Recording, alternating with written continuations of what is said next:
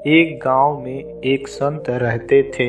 वह अपनी ईमानदारी के लिए मशहूर थे। एक बार वह समुद्री जहाज से लंबी यात्रा पर निकले। उन्होंने सफ़र के लिए 1000 दिनार अपनी पोटली में बांधकर रख लिए। यात्रा के दौरान संत की पहचान दूसरे यात्रियों से हुई। संत उन्हें ज्ञान की बातें बताते। एक यात्री से उनकी नज़दीकियाँ कुछ ज़्यादा बढ़ गई। एक दिन बातों ही बातों में संत ने उसे दिनार की पोटली दिखा दी।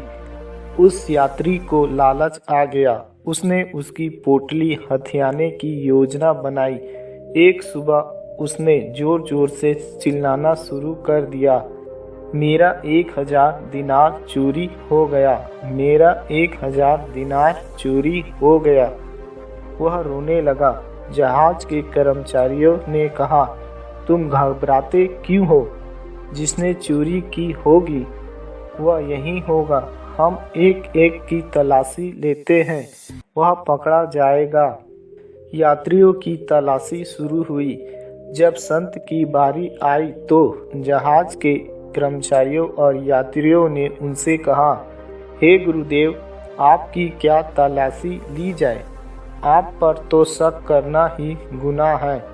यह सुनकर संत बोले, नहीं, जिनके दिनार चोरी हुए हैं उनके दिल में शक बना रहेगा, इसलिए मेरी भी तलाशी ली जाए।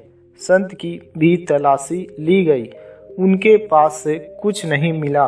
लालची यात्री आश्चर्य में पड़ गया कि ये क्या हुआ।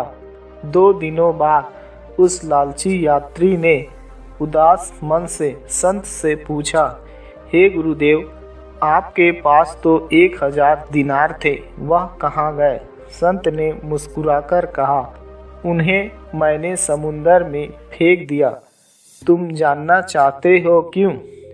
क्योंकि मैंने जीवन में 2 ही दौलत कमाई थी, एक ईमानदारी और दूसरा लोगों का विश्वास। अगर मेरे पास से दिनार बरामद होते और मैं लोगों से कहता कि ये मेरे हैं तो लोग यकीन भी कर लेते, लेकिन फिर भी मेरी ईमानदारी और सच्चाई पर लोगों का शक बना रहता। मैं दौलत तो गंवा सकता हूँ, लेकिन ईमानदारी और सच्चाई को खोना नहीं चाहता। इसलिए मैंने वो दिनार समुंदर में फेंक दिए। यह बात सुनकर लालची यात्री को अपनी गलती का एहसास हुआ और उसने उस संत से क्षमा मांगी। दोस्तों, ईमानदारी और सच्चाई हर किसी के बस की बात नहीं होती। जय हिंद, जय भारत।